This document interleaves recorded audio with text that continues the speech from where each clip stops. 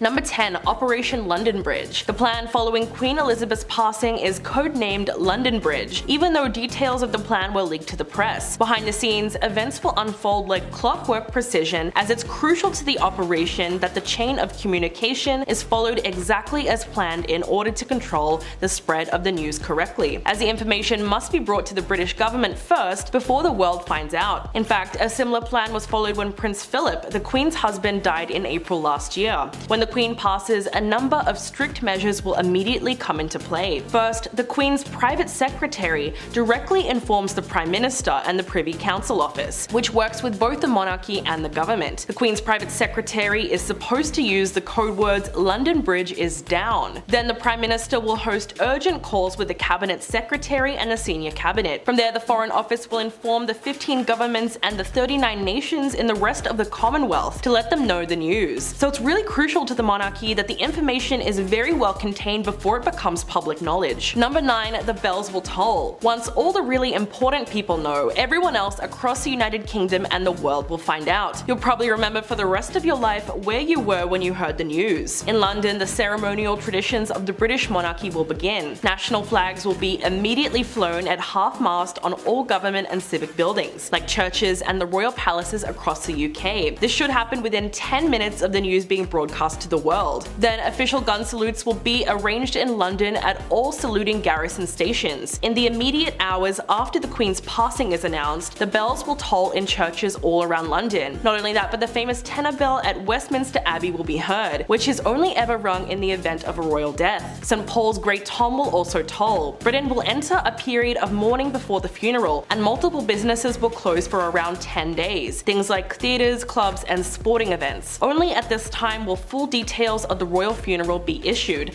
along with details of a national minute's silence. Number 8. Prince Charles will be king. Although there will be rituals and ceremonies, the prince does not actually need any of that to become king. It happens immediately. Despite the fact that some British citizens don't want Prince Charles to be king, the moment that the Queen passes, he officially becomes the sovereign, and will go through a kind of transformation that is carried out ceremonially and legally the very next day. And yes, there is also a codename for Charles's ascension to the throne. It's called Operation Springtide. The very first visitor to the new king has to be the Prime Minister, and in order to ensure a smooth transition to the new official head of state, all members of Parliament will gather to swear allegiance to Charles. These steps were also carried out just hours after Queen Elizabeth's father, King George VI, died way back in 1952. On the evening of Elizabeth's passing, Charles will address the nation and give a televised speech at 6 p.m, which the whole world will likely be watching. The next day, senior government figures will proclaim Charles's ascension to the throne at St. James Palace at 11 a.m, and he will be proclaimed king. Trumpets will sound, the flag will be raised up, and cannons will go off in a royal salute. Number 7. Succession will change. After Charles becomes king, Prince William, one of Queen Elizabeth's grandchildren, will move up and take the position called heir apparent. And after his father's coronation, Prince William will assume the title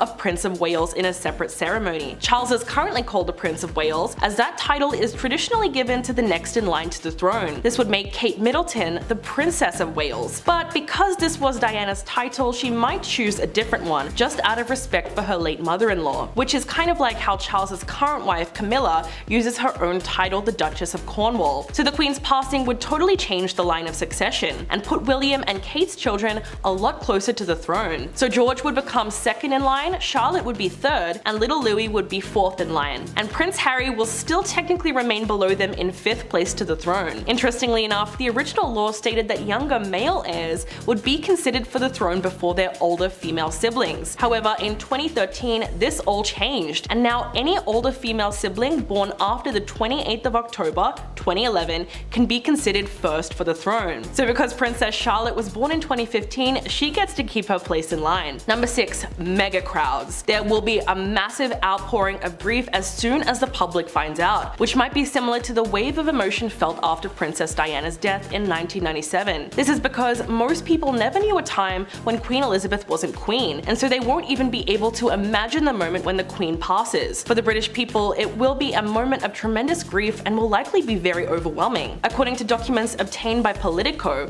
there is concern that the number of people who will come to London to mourn Queen Elizabeth could number into the hundreds of thousands, which could really present a logistical nightmare for the city. It's more than even possible that the sheer amount of people will overwhelm the transportation systems, the hospitality industry, basic services, and even policing and crowd control. Like after Prince Philip's death last year, when Buckingham Palace requested that the public not gather outside the royal residences to leave tributes because of the pandemic, and a whole bunch of people did anyway. Not only that, but it's hard to imagine people not gathering after the Queen's death, if only to leave notes, mementos, and bouquets of flowers. Number 5. Royal Tour. When his position is solidified and Prince Charles becomes king, it will be time to get to work, even before his mother's funeral. After a short period of grieving and official condolences for the family, the new king will embark on a tour of the UK prior to the funeral, visiting Scotland, Northern Ireland, and Wales. He will meet leaders and attend services, as well as go out and meet the people. Although it seems like a very difficult task to anyone, especially because he would still be grieving, Charles has been training for this moment his entire life, so he's going to be well prepared. Not only that, but going to meet his subjects will be very good for his image, as he will really need to do the work to encourage positive feelings among the public about his new position. Because the truth is that many Brits think that Prince Charles wouldn't be a good king. One of the main arguments is that he just simply doesn't possess the charm and warmth that Princess Diana had. He comes across as aloof, and the New Yorker once described him as a snob. In general, he just never really tried to relate to ordinary people, while Prince William, on the other hand, has reached out to people just as much as his mother did, and is thought of as a much more compassionate person. Number 4. The Queen's funeral. As the protocol goes, Queen Elizabeth II will be moved from Buckingham Palace to the Palace of Westminster for the public viewing of her casket at Westminster Hall, where she will lie in state, where the military procession from Buckingham Palace to Westminster Hall will be lined with crowds wishing her a final farewell. The Queen will have a state funeral, and on the 10th day after her passing, the Queen's body will be moved into Westminster Abbey for an elaborate state funeral where several world leaders will be in attendance. Although the UK currently has no legal limit on how many people can attend funerals, there may still be limits on who will be there. The day of the funeral is to be an official day of mourning in Britain, and the nation will quite literally come to a halt that day, as crowds are expected to be gathered on the street as well. After the funeral at Westminster Abbey, the Queen's body will be brought home to Windsor Castle outside of London, where many members of the royal family over the centuries have been buried at St George's Chapel, as her final resting place will be beside Prince Philip, where some other monarchs and royal family members are also buried. Number 3. Charles's coronation. The ceremony won't happen for several months to allow time for a mourning period and preparation, but once the Queen has been laid to rest,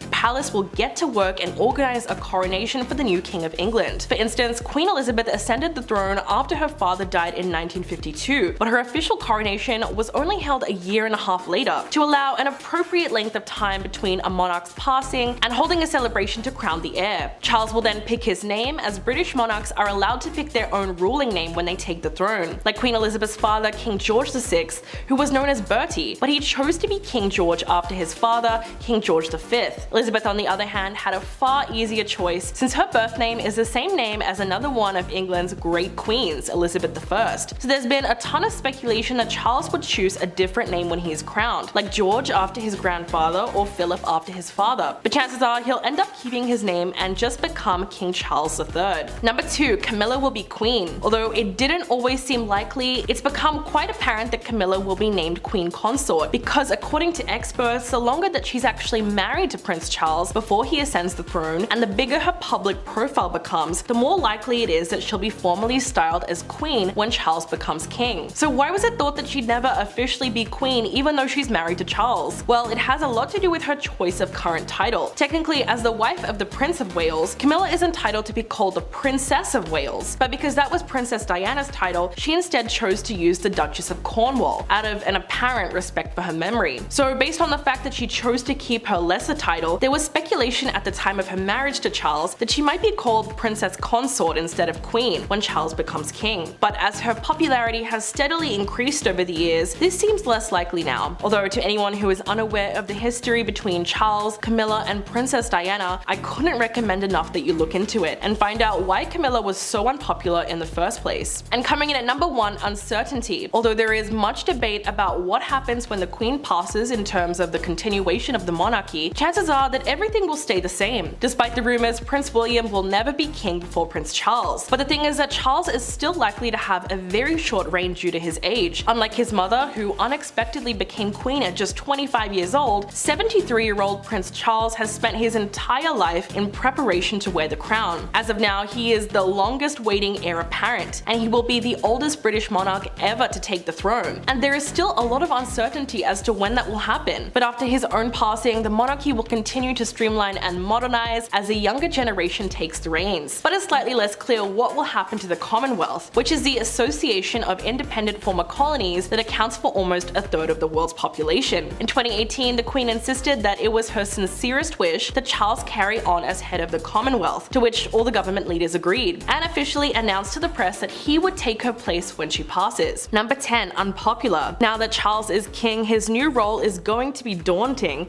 and he has a real uphill battle to restore his tarnished reputation. Queen Elizabeth was overwhelmingly popular and well respected, but her son, on the other hand, has a major image problem: strained family relationships, endless scandals, and lingering allegations of racism against him. Charles confronts those challenges at the age of 73, the oldest monarch ever to take the throne in a lineage that dates back 1,000 years, alongside his wife Camilla, who is equally controversial and universally disliked. In short, the British public sees the new king as weak, vain, and ill-equipped for the role of sovereign.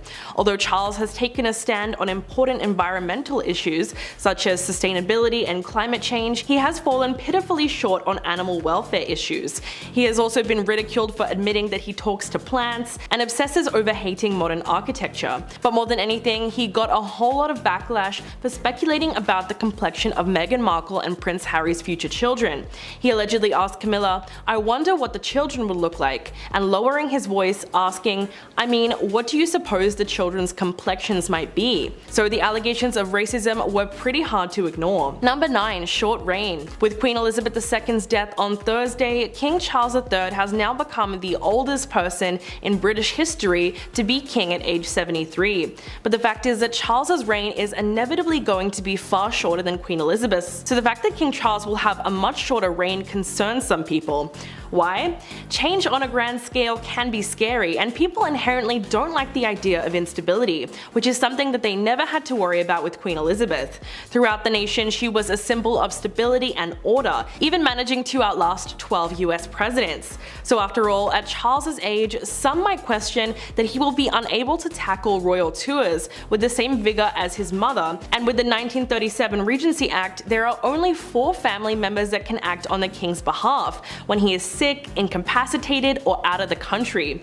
But that's a major problem because currently 2 of those 4 people are out of action. Prince Andrew is now disgraced from his scandal surrounding Jeffrey Epstein, and Prince Harry is ineligible because he lives abroad.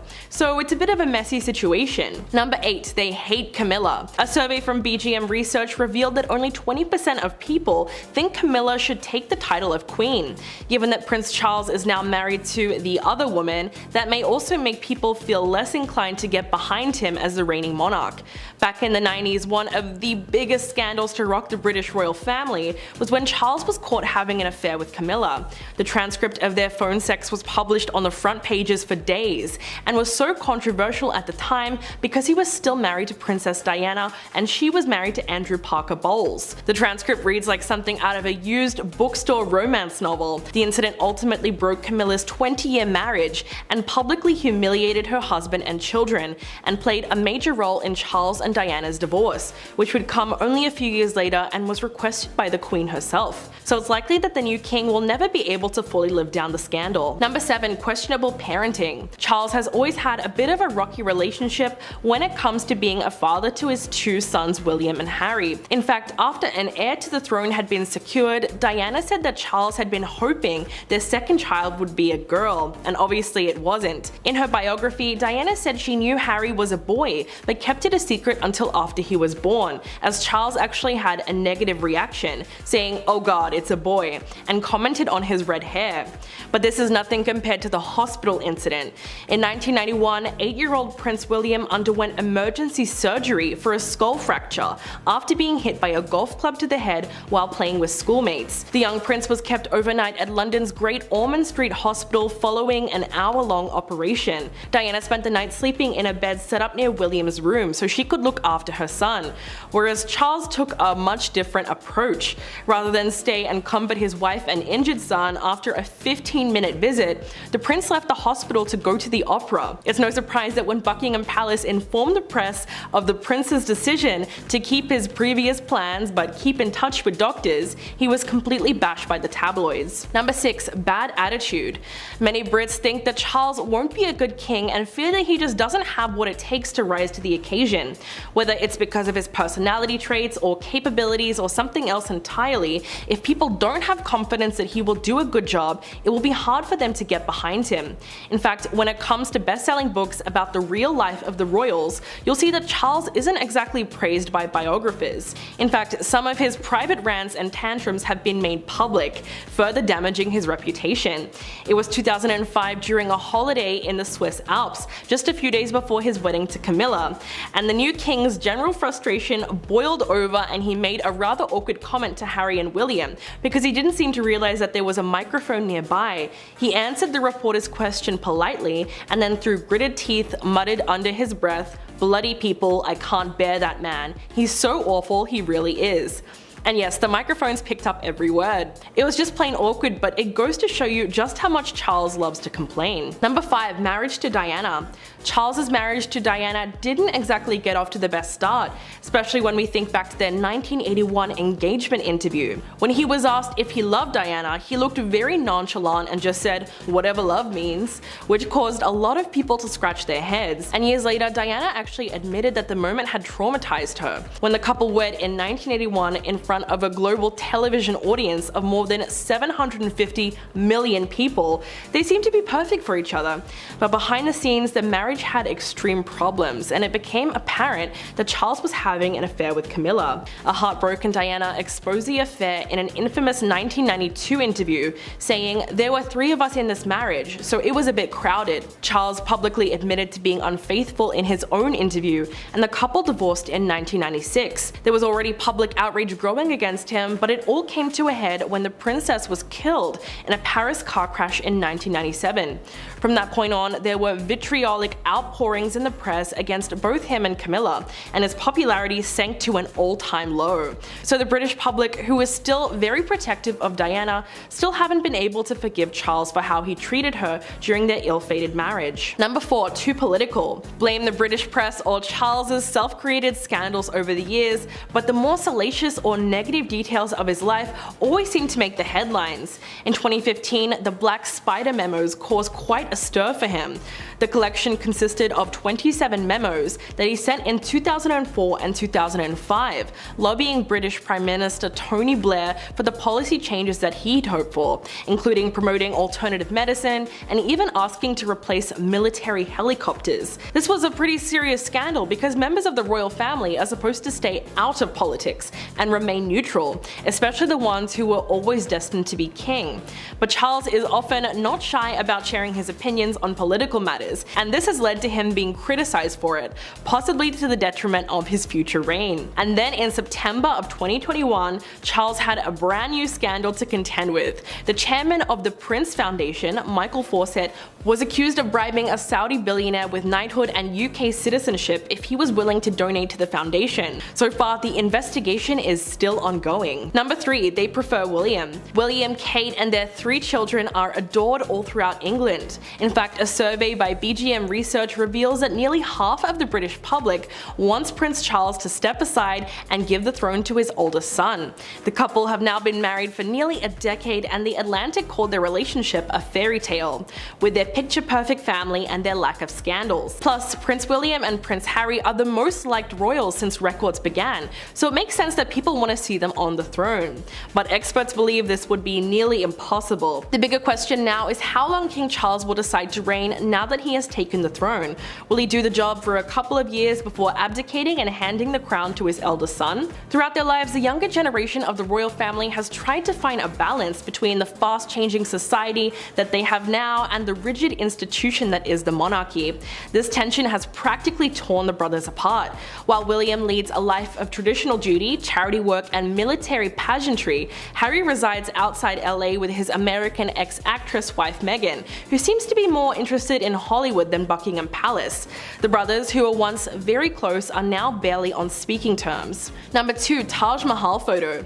One of the most iconic photos ever taken of Diana was shot during a visit to India, with Charles Charles in February of 1992.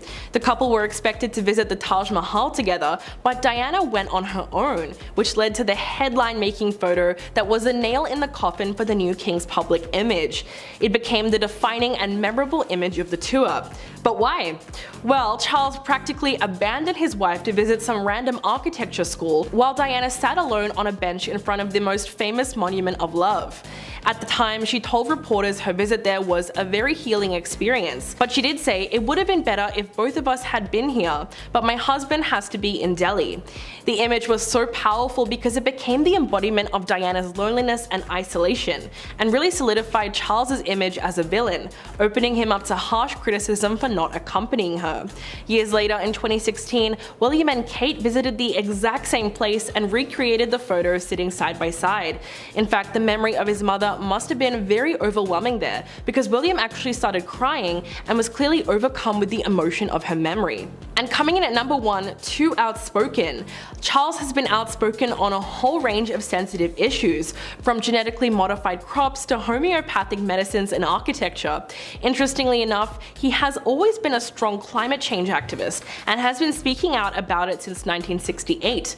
Charles was a prominent backer of the 2015 Paris Climate Accord and discussed the subject with Donald Trump over tea in December of 2019. This has made him a lot more of a divisive figure than his mother, who barely cracked an expression during her 70-year reign, let alone expressed a single opinion.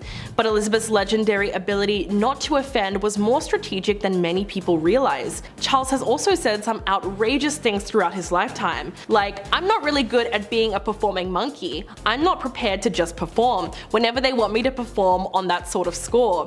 And that's called a microphone. It's a big sausage that picks up every time you say." But he also angered quite a few people when he infamously said, "Do you seriously expect me to be the first Prince of Wales in history not to have a mistress?" And let's not forget that notorious interview where he insisted that he was faithful to Princess Diana up until he felt the marriage was broken. And at number 10, Harry and Meghan are related. This should be taken with a slight grain of salt, because at some point, if we go back far enough, we're pretty much all related. So as we know, Meghan was born American, and of course Harry is British, but they still share some DNA. The Daily Mail did a genealogical investigation where it was revealed that Harry and Meghan are cousins dating back to the 15th century. The connection is on Markle's father's side, but of course it's 15 generations back, so there are no real connections still intact, and there's zero chance anyone will be related at family gatherings. And at number 9, always wanted to be famous. An old friend of Meghan's came forward after the engagement claiming that Meghan always wanted to be famous, even since childhood. She not only loved being the center of attention from a young age, she was very calculated in who she spent her time with. Nanaki Pretty told the Daily Mail, quote, "All I can say now is I think that Meghan was calculated, very calculated in the way she handled people and relationships. She is very strategic in the way she cultivates circles of friends." Pretty also claimed that Meghan always wanted to be famous. Royal scholars have pointed out that this trait is a positive for Meghan and Harry's relationship. Apparently most of Harry's other relationships didn't work out because the women he was with did not like all the attention, but clearly this is not an issue for Meghan. Penny Junor, author of Prince Harry, Brother Soldier's Son, told the Express, quote, "One of the advantages of Meghan is because she is in the public eye, she likes that. The real problem with Harry's girlfriends in the past is that they absolutely hated the media attention that scared them off." And at number 8, Meghan cheated with Harry. After Meghan was confirmed to be dating Prince Harry, it came out that there might have been some overlap between her relationship with Harry and with her ex, who was Canadian chef Corey Vitelio. Before she started dating Harry, Meghan was seen out with the chef on multiple occasions. Nobody thought anything about her past relationship until a fan noticed that Vanity Fair changed the date when Harry and Meghan started dating from May to July of 2016, because apparently she was still with the chef in May. Harry and Meghan first met at the Invictus Games in Toronto,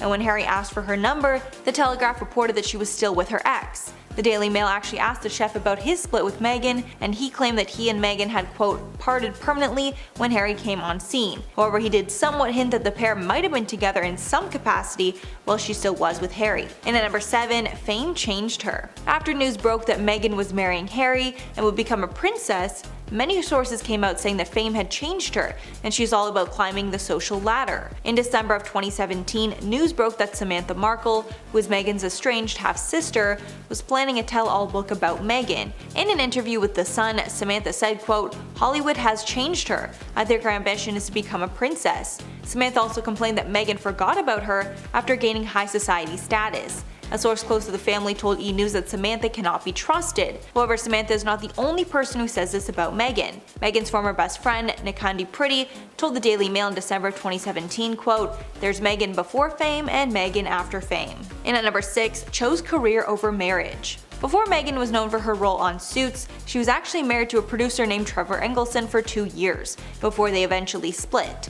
The split was apparently caused because of Meghan's work, and a former friend said that Meghan clearly chose her career and work over her husband. The former friend, who served as a maid of honor at Markle's wedding to Engelson, told the Daily Mail, quote, "It was such a shock when she told me they were getting divorced. Apparently the stress of the long-distance relationship is what caused the main issue. Meghan was living in Canada at the time, filming the show Suits while her husband was in LA. Apparently Engelson was heartbroken over the split and did not see it coming." Halfway at number 5, does not treat animals well. Meghan Markle likes to be known for her humanitarian and social efforts. One thing that Meghan is very proud of is that she adopted 2 dogs from a rescue shelter, but it seems that it was not happily ever after for the 2 puppies. After Meghan became a princess and was set to move to Kensington Palace in 2017, a spokesperson confirmed that Markle's retriever, Bogart, would not join her overseas. Apparently Meghan felt that it was inhumane for the dog to take the long trip, along with the difficult approval process for dogs coming into the country, and Meghan left the dog with one of her friends in LA. Then later in December, Daily Mail reported that her other dog, Guy, broke both of his legs. We're not sure what the circumstances were, but apparently Meghan was, quote, distraught over the accident. In at number 4, Meghan cut off her friends. After Meghan split from her ex-husband, it was said that she spent a lot of time in London. While there, she apparently formed a friendship with local TV personality Lizzie Cundy. After attending an event together, Lizzie disclosed that Meghan wanted her to help finding a new man. Apparently Meghan wanted him to be British and famous. In a 2019 tell-all, Cundy wrote about Meghan, quote, "We were having a girly chat and then she said, 'Do you know any famous guys? I'm single and I really love English men.' So I said, 'We'll go out and find you someone.'" Apparently Meghan was interested in soccer player Ashley Cole, but it didn't go anywhere. Then Meghan apparently slid into the DMs of X Factor winner Matt Cardle in 2015, but shortly after that Cardle just stopped replying. But apparently after Harry showed some interest in Meghan, Meghan felt she had no need to stay in touch with Lizzie Cundy anymore and basically ghosted her. Apparently Cundy asked Meghan about Harry, then they chatted for a bit, but never saw each other again. Cundy added, quote, "I was literally ghosted by her." In at number 3, the staff hate her. It was reported that while Meghan and Harry were living in the royal palace with the other family members, the staff hated Meghan so much that they started to quit. In October of 2018, a palace aide and assistant named Melissa quit because of, quote, Hurricane Meghan. Apparently Melissa was a longtime aide of the family's and a trusted assistant, but that all changed when Meghan came into the picture and annoyed the staff with her requests. Apparently Meghan adopted a lot of West Coast habits like waking up at 5 a.m.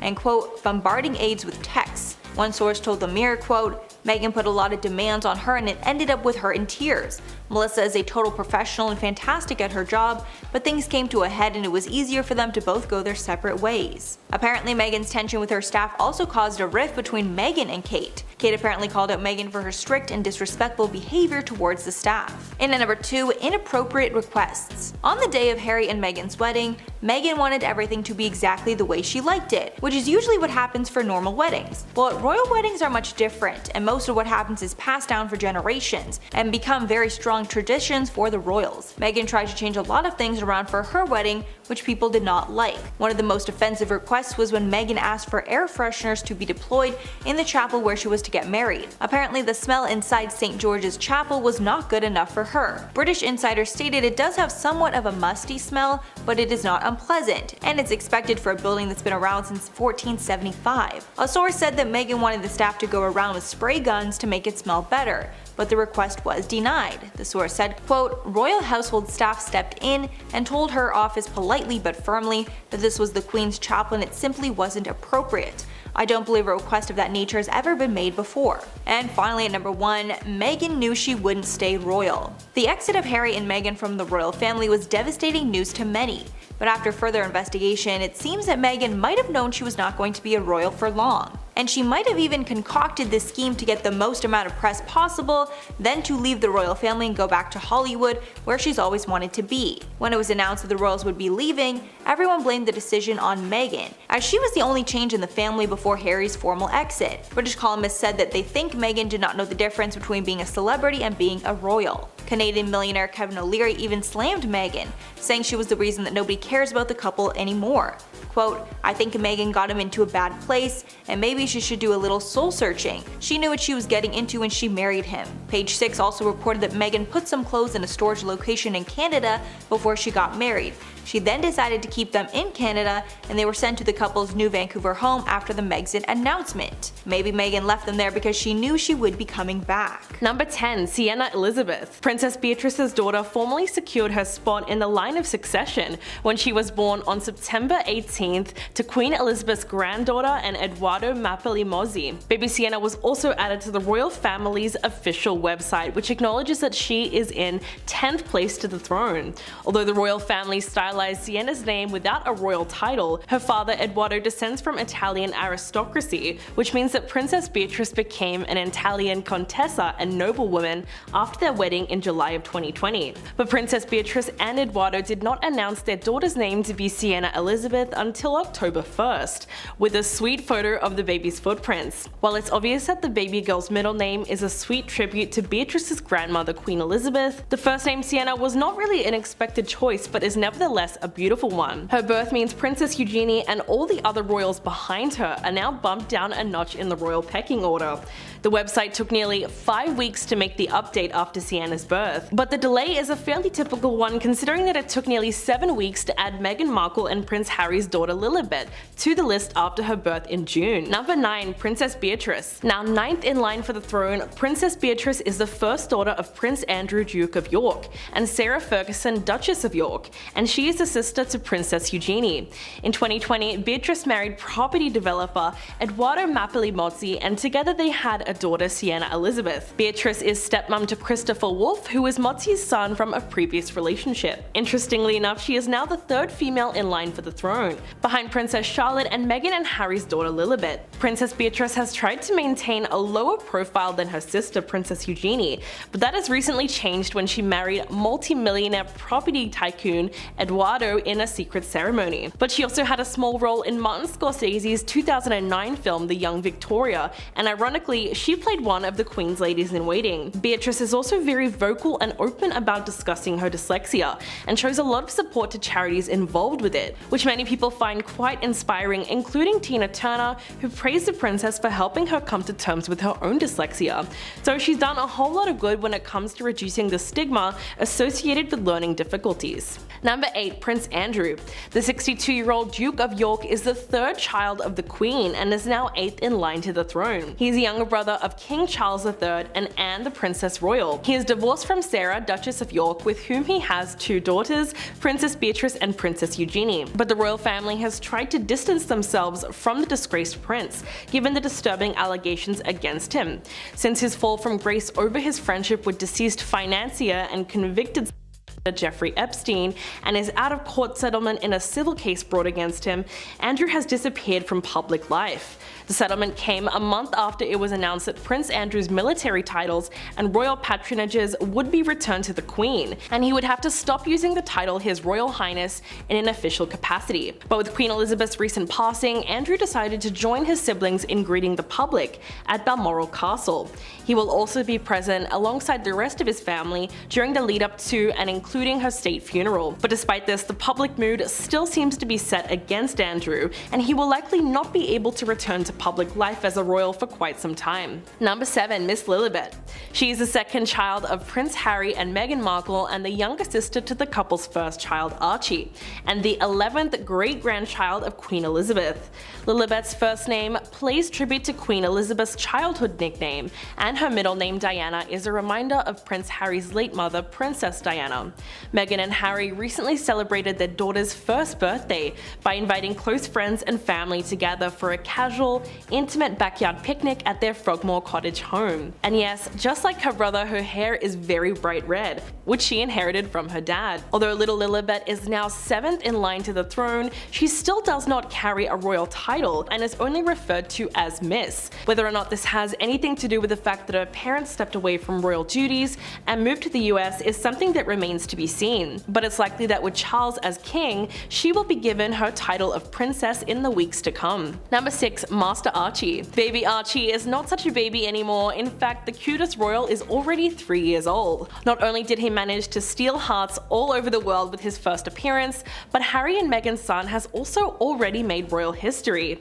Even though he technically doesn't have a royal title, he's still managed to shake up the royal family in a huge way. His full name is Archie Harrison Mountbatten Windsor.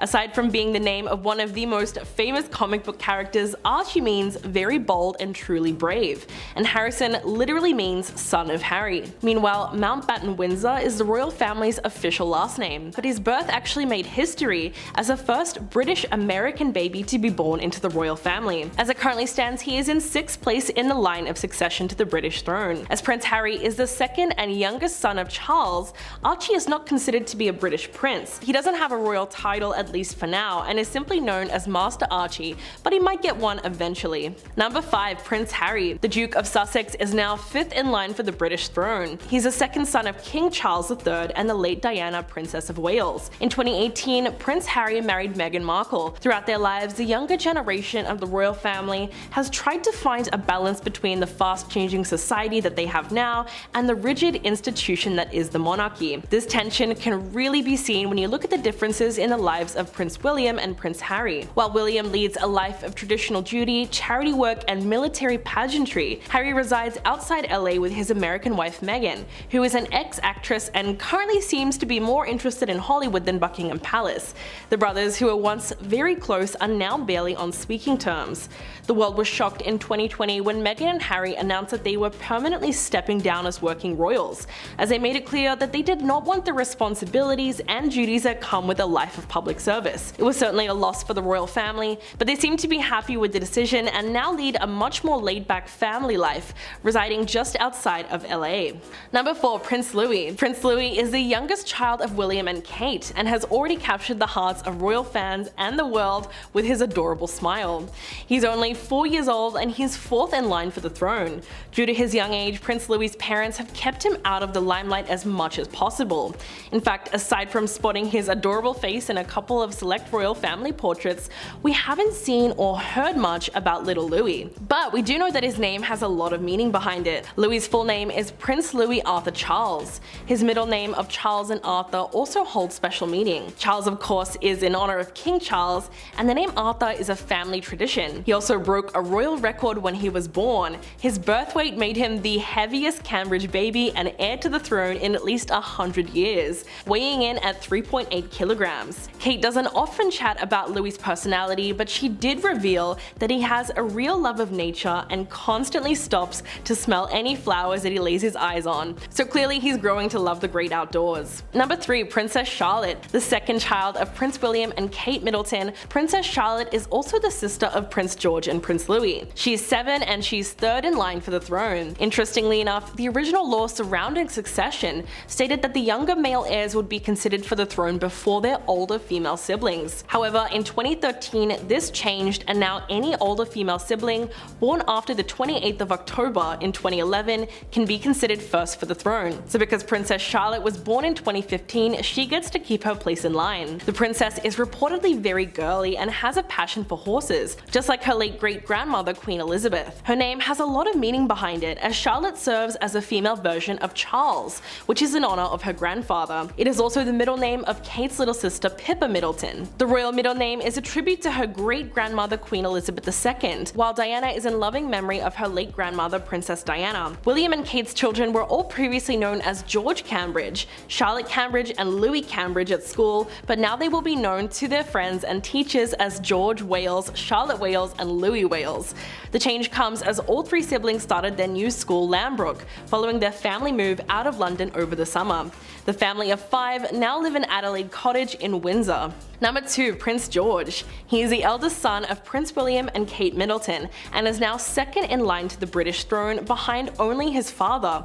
Prince George is the older brother of Princess Charlotte of Cambridge and Prince Louis of Cambridge. His parents keep the life of the future heir to the British throne very private, but we do know some things about his personality.